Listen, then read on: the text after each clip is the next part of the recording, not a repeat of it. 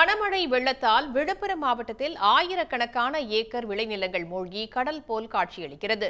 செஞ்சி அடுத்த சென்னாலூர் சுற்றுவட்டார கிராமங்களையும் வெள்ளம் சூழ்ந்துள்ளது.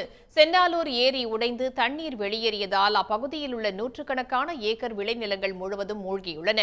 ஏக்கருக்கு 50,000 ரூபாய் வரை செலவிட்டு நடவு செய்யப்பட்ட நிலையில் நெற்பயிர்கள் முழுவதும் வெள்ளத்தில் மூழ்கி கடல் போல் காட்சியளிக்கிறது. அதிகாரிகள் ஆய்வு செய்து உரிய நிவாரணம் வழங்க வேண்டும் என அப்பகுதி விவசாயிகள் வலியுறுத்தியுள்ளனர்.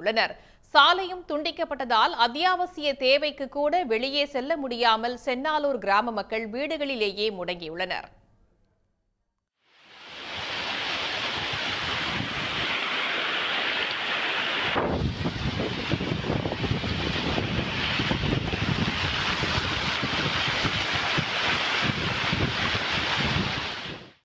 ஆரணி அருகே ஆதனூர் ஏரி நிரம்பி விளைநிலங்களுக்குள் தண்ணீர் புகுந்துள்ளது. இதனால் அறுவடைக்கு தயாராக இருந்த சுமார் 600 ஏக்கர் நெற்பயிர்கள் மழைநீரில் மூழ்கி வீணாகியுள்ளன.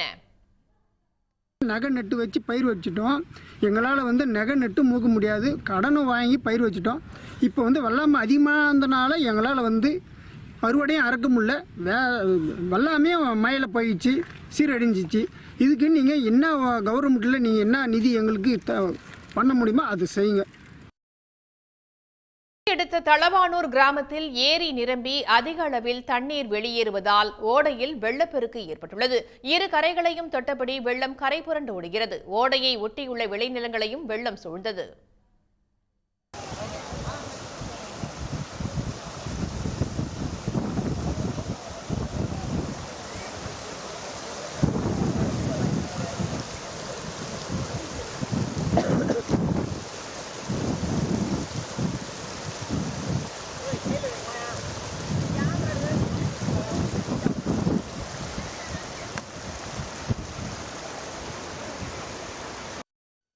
திருவெண்ணைநல்லூரை அடுத்த ஏமப்பூரில் உள்ள ஏரியிலிருந்து தண்ணீர் வெளியேறியதால் திருவெண்ணைநல்லூர் விழுப்புரம் இடையே போக்குவரத்து துண்டிக்கப்பட்டுள்ளது. அங்குள்ள வட்டாட்சியர் அலுவலகம், தீயணைப்பு நிலையம், ஏமப்பூர் அரசு மாதிரி மேல்நிலைப்பள்ளி வளாகத்திலும் குளம் போல் தண்ணீர் தேங்கியுள்ளது.